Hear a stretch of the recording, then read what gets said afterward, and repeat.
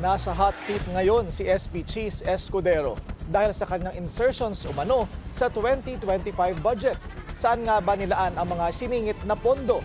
Yan ang detalye sa agenda report ni Hannah T. Tila na elbow ang education at health departments sa insertions sa 2025 national budget. Yan ang isa sa red flags na lumabas sa isang dokumentong nakalap ng Bilyonaryo News Channel tungkol sa di umano'y 142 billion peso budget insertions ni Senate President Cheese Escudero. Nakasaad kasi sa dokumentong mas marami pa ang multi-purpose buildings kesa mga school building. Wala rin halos additional funding sa sektor sa kabila ng urgent need na mas maayos na educational facility sa Pinas. Katunayan, ang sektor ng infrastruktura ang may pinakamalaking biyaya sa pondo base sa dokumento. Si Escudero ang di umano'y finance chair sa Bicameral Conference Committee at nag-insert ng mga proyektong ito sa final version ng national budget. Inaasahang mananatili siya sa kanyang liderato sa 20th Congress dahil yan sa Senate resolution na sign of support ng majority sa Senado.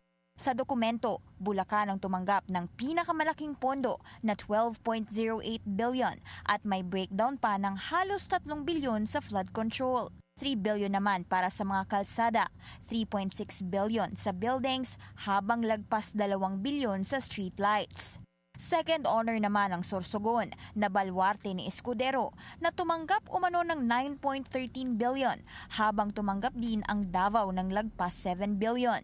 Hindi nakasaad sa kung syudad ba ito ng Davao o buong rehiyon. Karamihan sa line items, whole numbers ang nakasaad na pondo, hindi gaya ng exact costings sa ilang engineering plans. Halimbawa dyan ang road projects na nakasplit sa segments package A to E para tila makaiwas sa audit. Maging ang solar street lighting projects, equally funded ng 100 million pesos kada highway kahit magkakaiba sila ng sukat.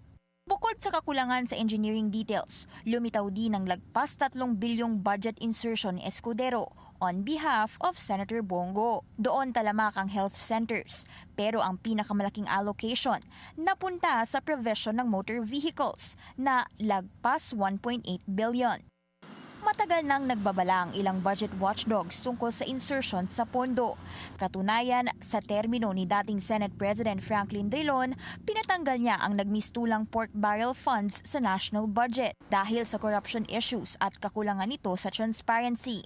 But now, it's back at halos lahat ay nasa porma ng infrastructure projects. Ngayong bagyo season, kung saan araw ang bibilangin para humupa ang baha sa iba't ibang sulok ng bansa, mapapaisip ka na lang, where did our taxes go? Sa ngayon, wala pang opisyal na pahayag si Escudero tungkol dito. Para sa agenda, Hannah T, Bilyonaryo News Channel.